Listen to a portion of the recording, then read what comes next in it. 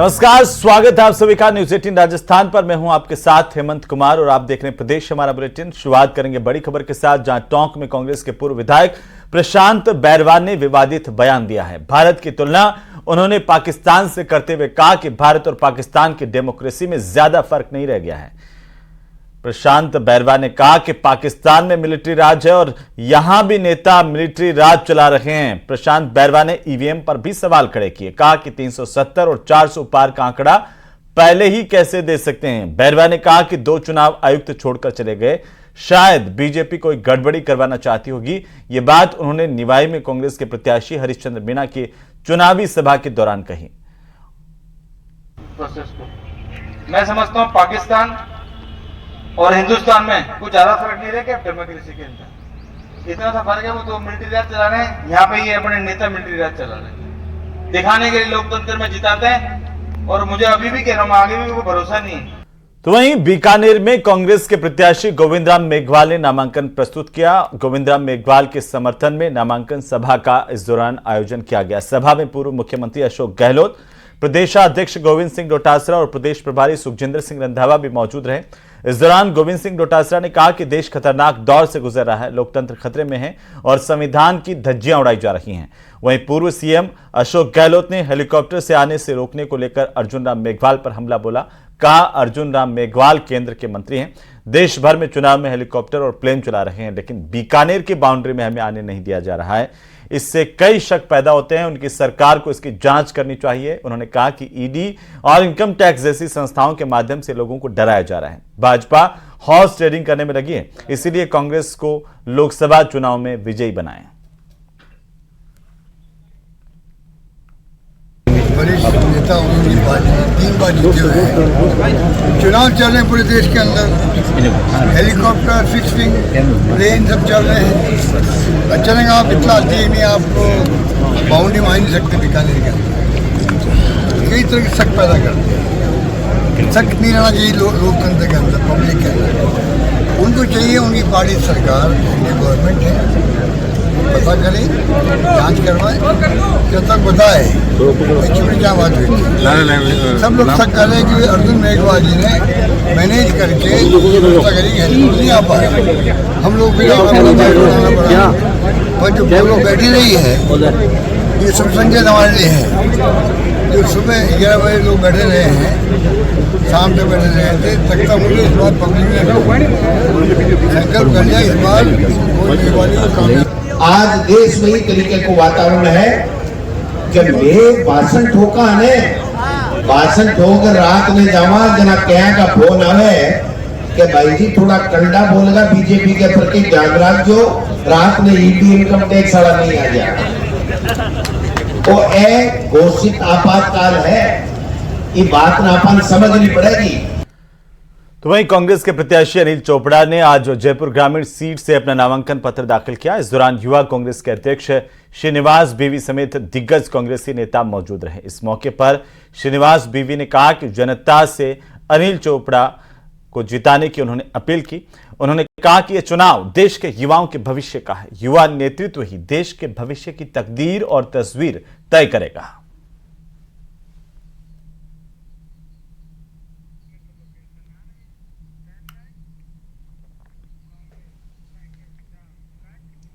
तो वहीं दौसा लोकसभा सीट पर सियासी बवाल मचा हुआ है। पार्टी ने मुरारीलाल मीणा को टिकट दिया तो नरेश मीणा ने बगावत कर दी। सचिन पायलट के करीबी माने जाने वाले नरेश मीणा ने दौसा से निर्दलीय चुनाव लड़ने का ऐलान किया है। रिपोर्ट देखिए।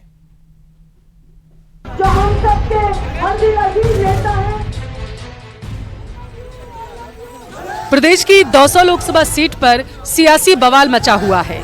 पार्टी ने मुरारीलाल मीणा को टिकट दिया तो नरेश मीणा ने बगावत की ठान ली। खुले मंच से नरेश मीणा ने भरी हुंकार, कांग्रेस प्रत्याशी को ठहराया जिम्मेदार। कहा गया टिकट का वादा, खुलकर बताओ इरादा। या तो आप सब लोग से कह दो कि नरेश तेरे लिए राजनीति में जगह नहीं है, नरेश तुझे कभी नहीं बनने देंगे, तू घर चला जा, जिस बारह से वही जाके खेती बाड़ी कर, मैं तैयार हूँ, सरपंच पटेल हूँ। सियासत के बारे में बातें चाहे जितनी बड़ी कर ली जाए, लेकिन इसकी आखिरी मंजिल कुर्सी ही है। तभी मंच से आंखें दिखाने वाले नेता, गांव लौटने का वादा करने वाले नेता कुछ समय बाद बगावत के बोल बोलने लगते हैं। कुंजल साहब ने ज्वाइन की, राहुल कसवा ने ज्वाइन की, उमेद राम ने की, सबको टिकट दिया। मेरे में क्या कमी थी, मुझे टिकट नहीं दिया। मुझे मेरे से कहा गया था आप ज्वाइन करोगे तो आपके टिकट पर चिंतन किया जाएगा, आपको टिकट दिया जाएगा। और मुझे आशा थी, जिस तरह से मुरारी लाल मीणा ये कह रहा था मेरी तबीयत ठीक नहीं है, वो कह रहा था मेरे को पैसा दे पार्टी तो मैं चुनाव लड़ूं, और पार्टी ने ऐसी क्या मजबूरी थी पार्टी की कि जो आदमी बीमार था, टिकट नहीं मांग रहा था, उसको टिकट दिया। बारां जिले के छबड़ा के रहने वाले नरेश मीणा ने विधानसभा चुनाव में भी कांग्रेस से बगावत करके छिपा बड़ौत से निर्दलीय चुनाव लड़ा और करीब 44,000 वोट लेकर आए थे। पार्टी से बागी होकर चुनाव लड़ने पर उन्हें पार्टी से निष्कासित कर दिया गया। कुछ दिन पहले ही नरेश मीणा ने दौसा लोकसभा क्षेत्र से निर्दलीय चुनाव लड़ने की घोषणा की थी और 27 तारीख को नामांकन करने का ऐलान भी किया, जिसके बाद कांग्रेस पार्टी ने 6 साल के निलंबन को बहाल करते हुए उन्हें पार्टी में वापस ले लिया। उनकी घर वापसी के बाद कयास लगाए जा रहे थे कि नरेश मीणा कांग्रेस से उम्मीदवार होंगे, लेकिन टिकट मुरारी लाल मीणा को दे दिया गया, जिससे नरेश के सब्र का बांध टूट गया। मैं देख रहा हूँ कि हमेशा मेरे जैसे युवाओं को, जिनके माँ बाप मंत्री नहीं है, एमएलए नहीं, जो राजनीति में नहीं है, जिनके पास पैसा नहीं है, उनको पार्टियां दरकिनार करती है। मैं उन हजारों युवाओं की आवाज बनने, नामांकन भरने आया हूँ, जो युवा जो छात्र राजनीति से, ग्रामीण परिवेश से और जो पंचायत राजनीति से आते हैं और जो सपने देखते हैं कि हम भी एमएलए एमपी बने। मैं उस परिवारवाद के खिलाफ आया हूँ। टिकट से वंचित रहे दावेदार नरेश मीणा ने एक सार्वजनिक कार्यक्रम में खुलकर अपनी नाराजगी को व्यक्त किया। उन्होंने मंच पर मुरारी लाल मीणा को घूरते हुए कहा, मैंने आपकी बेटी के लिए प्रचार प्रसार किया था, उसमें आखिर कमी कहाँ रह गई थी? आप हमें कह दीजिए कि आप राजनीति से दूर हो जाइए, मैं अपने गांव चला जाऊंगा और खेती करूंगा। मैंने मुरारी लाल जी, आपकी बेटी चुनाव लड़ी, उसमें मैंने क्या कसर छोड़ी, मैंने क्या कमी छोड़ी, आपकी बेटी के प्रचार में मैंने क्या कमी छोड़ी, क्या कसर छोड़ी? तुम लोग ये कह दो कि नरेश तेरे लिए राजनीति में जगह नहीं है, नरेश तुझे कभी नहीं बनने देंगे, तू घर चला जा, जिस बारह से वहीं जाके खेती बाड़ी कर। मैं तैयार हूँ, सब पंच पटेल हूँ, ऐसा मौका दोबारा नहीं मिलेगा। मंच से हुंकार भरने के बाद पूर्व छात्र नेता और सचिन पायलट के समर्थक नरेश मीणा ने निर्दलीय चुनाव लड़ने का ऐलान किया। मुरारी लाल जी जो कांग्रेस से चुनाव लड़ रहे हैं, वो यहाँ से 4 बार एमएलए रहे। पिछली बार उनकी सविता शांति से चुनाव लड़ी, वो 5 बार अपनी पत्नी को चुनाव लड़ा चुके हैं। उनकी बेटी जब वो कांग्रेस से मंत्री थे तब भी उन्होंने अपनी बेटी को निर्दलीय चुनाव लड़ाया, लेकिन पार्टी ने उन पर कार्रवाई नहीं की, जबकि पार्टी को उनको 6 साल उनको निष्कासित करना चाहिए। लेकिन पहले फेज के चुनाव का नामांकन 27 मार्च को आखिरी दिन था। बहरहाल नरेश मीणा के नामांकन के बाद दौसा सीट पर त्रिकोणीय मुकाबले की आशंका जताई जा रही है। बिल्कुल, नरेश मीणा की एंट्री के बाद काफी रोचक मुकाबला दौसा जैसी रिजर्व सीट पर हो चुका है और नरेश मीणा कनक दंडवत निकालकर लोगों से वोट मांग रहे हैं। आशीष शर्मा, न्यूज 18 दौसा।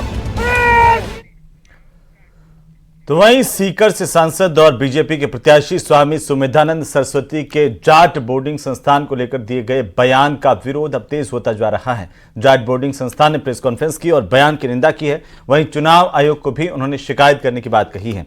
दरअसल सुमेधानंद सरस्वती का एक वीडियो सोशल मीडिया पर जमकर वायरल हो रहा है, जिसमें वो ये कहते हुए नजर आ रहे हैं कि जितनी अराजकता सीकर में फैली वो सारी यहां से फैली है। जितने बदमाश गुंडे पैदा हुए हैं इसका उत्पादन यहीं से हुआ, ये उत्पादन फैक्ट्री है।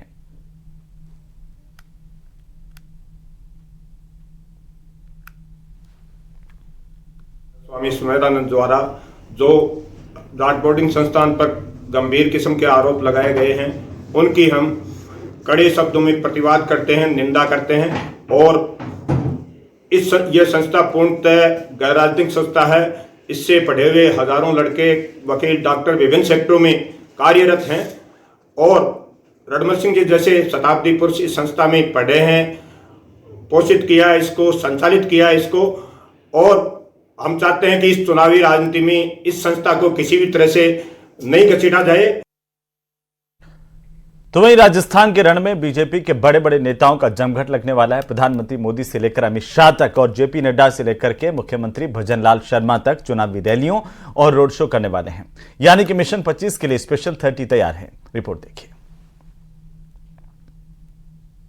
4 जून को 400 पार,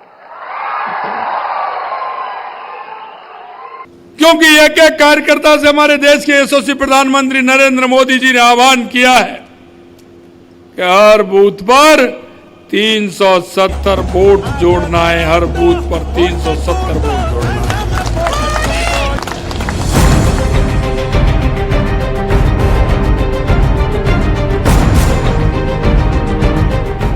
राजस्थान का रण स्पेशल 30 तैयार।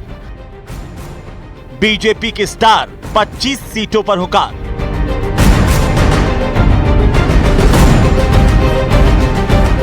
राजस्थान में चुनावी बिसात बीत चुकी है। हर सीट पर जातीय सामाजिक समीकरण सेट हो चुका है और उस अभियान को भी आगे बढ़ाया जा रहा है जिससे लाभार्थी वर्ग को साधा जा सके। गरीब, किसान, महिलाओं और नौजवानों को जोड़ा जा सके। इसके लिए बीजेपी के 30 स्टार प्रचारक मिशन 25 को पाने के लिए चुनावी मंच से उद्घोष करने वाले हैं।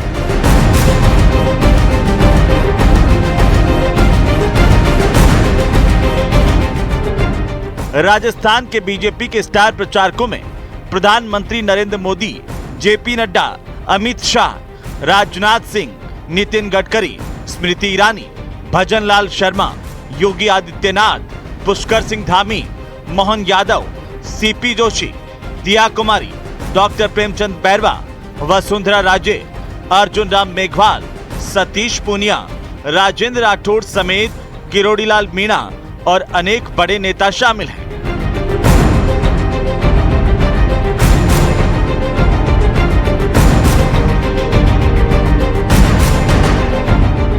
राजस्थान की हर लोकसभा सीट पर पीएम मोदी, अमित शाह, जेपी नड्डा और सीएम भजन लाल शर्मा की बड़ी रैलियां और रोड शो कराने की तैयारी है। इसके अलावा उत्तर प्रदेश, मध्य प्रदेश और उत्तराखंड के मुख्यमंत्री भी चुनावी रणभूमि में हुंकार भरते नजर आएंगे। प्रदेश के दोनों डिप्टी सीएम और कई केंद्रीय मंत्री उन मुद्दों को जनता के सामने रखेंगे जिसकी गारंटी प्रधानमंत्री मोदी दे चुके हैं। क्राइम कंट्रोल, महिला सुरक्षा, करप्शन पर zero tolerance, paper leak mafia पर action, PKC, ERCP project, petrol diesel की कीमतों में राहत, गरीबों को मुफ्त में अनाज, 450 रुपए में गैस सिलेंडर।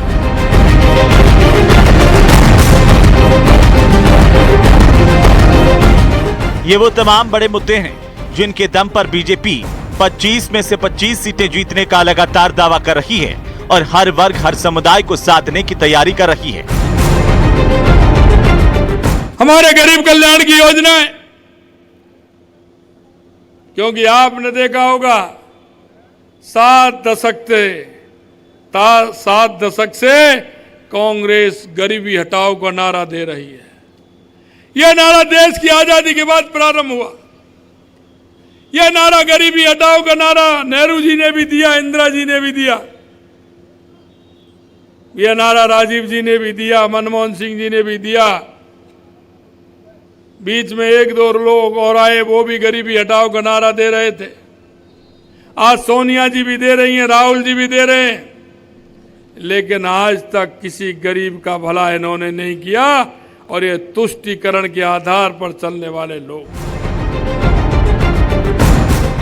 अब इंतजार प्रधानमंत्री मोदी, अमित शाह और सीएम भजन लाल की चुनावी रैलियों और रोड शो का है।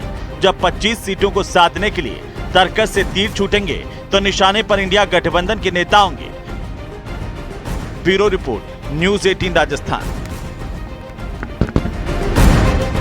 और इसी बीच बड़ी खबर आपको बता दें, ओपी धनखड़ को दिल्ली का चुनाव प्रभारी बनाया गया और साथ ही साथ अलका गुर्जर को दिल्ली का सह चुनाव प्रभारी नियुक्त किया गया है। ओपी धनखड़ दिल्ली के चुनाव प्रभारी होंगे। लोकसभा चुनाव से जुड़ी इस वक्त की सबसे बड़ी खबर, बीजेपी में संगठनात्मक नियुक्तियों को लेकर के लिस्ट जारी की गई है। दिल्ली के सांसद रमेश बिदुड़ी को उत्तर प्रदेश का सह प्रभारी बनाया गया है। कैप्टन अभिमन्यु को असम के चुनाव प्रभारी की जिम्मेदारी पार्टी ने सौंपी है, तो अलका गुर्जर को दिल्ली की सह प्रभारी की जिम्मेदारी दी गई है। दिनेश शर्मा महाराष्ट्र के चुनाव प्रभारी होंगे। लिस्ट जारी की गई। इस लिस्ट के मुताबिक आपको बता दें, लोकसभा चुनाव से जुड़ी इस वक्त की सबसे बड़ी खबर, भारतीय जनता पार्टी की तरफ से संगठनात्मक नियुक्तियों को लेकर लिस्ट जारी की गई है। ओपी धनखड़ दिल्ली के चुनाव प्रभारी होंगे, उनके साथ अलका गुर्जर को सह प्रभारी नियुक्त किया गया है। लोकसभा चुनाव को लेकर के पार्टी ने जिम्मेदारियां सौंपी है। वहीं वैभव गहलोत चुनाव प्रचार अभियान की शुरुआत से पहले शक्तिपीठ अंबाजी में पहुंचे और दर्शन किए। तीर्थ नगरी अंबाजी मंदिर में उन्होंने नमन किया और अपनी पार्टी की जीत की कामना की है। साथ ही मंदिर के तरफ से पुजारी ने उनका तिलक और चुनरी ओढ़ा करके सम्मान किया। दर्शन के बाद वैभव गहलोत अब अपने इलाके सिरोही जालोर लोकसभा सीट पर चुनाव प्रचार की शुरुआत कर रहे हैं। अंबाजी पहुंचे वैभव गहलोत ने मीडिया से बात की। कहा कि राजस्थान में बीजेपी की सरकार है और उन्होंने पुरानी योजनाओं का पैसा और सेवा कम कर दी। कांग्रेस, चूंकि राजस्थान की जनता बीजेपी से नाराज है, इसीलिए लोकसभा में कांग्रेस को ज्यादा वोट मिलेंगे। पार्टी ने मुझे प्रत्याशी बनाया है। पहले भी मैं मां का आशीर्वाद लेने आ चुका हूं यहाँ पे मां अंबाजी के, और आज मुझे पुनः मौका मिल रहा है कि मैं मां का आशीर्वाद लेने यहाँ पे आया हूं, और निश्चित तौर पे मां का जब आशीर्वाद मिलता है तो ज़रूर सफलता मिलती है। देखिए, इस बार राजस्थान में अच्छा माहौल है, और जिस तरीके से पिछले में कांग्रेस की सरकार थी, जो योजनाएं कांग्रेस की सरकार की थी, उसका अब लोगों ने उनको पश्चाताप है कि किस तरीके से भाजपा की सरकार जब से राजस्थान में आई है, वो कहीं ना कहीं उन योजनाओं में पैसा कम किया जा रहा है, उन योजनाओं को बंद करने का काम किया जा रहा है। तो जनता में उसके प्रति एक रिएक्शन है, और उसका फ़ायदा कांग्रेस पार्टी को मिलेगा। तो वहीं पूर्व जलदाय मंत्री महेश जोशी को ईडी का तीसरा समन मिला है। जल जीवन मिशन भ्रष्टाचार के मामले में ईडी ने तीसरा समन महेश जोशी को जारी किया है। महेश जोशी को ईडी ने कल फिर से पूछताछ के लिए समन के जरिए बुलाया। पहले समन के बाद महेश जोशी ने ईडी से 15 दिन का समय मांगा था। जोशी के करीबी संजय बड़ाई से भी 2 बार ईडी लंबी पूछताछ कर चुकी है, और अब बारी है महेश जोशी की। महेश जोशी को ईडी ने यह तीसरा समन जारी किया है। माना जा रहा है कि कल पूछताछ को लेकर के महेश जोशी ईडी के सामने हाजिर हो सकते हैं।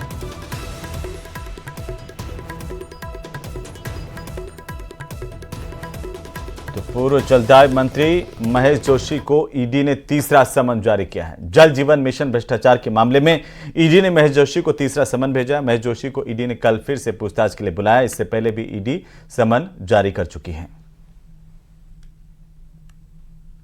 बारां में बंदूक के दम पर बैंक में लूट की वारदात। 10 लाख रुपए पर बदमाशों ने हाथ किया साफ।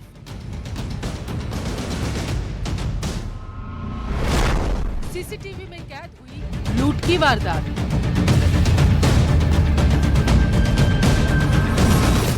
ये सीसीटीवी बारां जिले के बड़गांव की एक बैंक शाखा का है, जहां 2 बदमाश लूट के इरादे से घुसे। वहां मौजूद स्टाफ को हथियार के दम पर डरा धमकाकर आरोपियों ने लगभग 10 लाख रुपए लूट लिए और फिर फरार हो गए।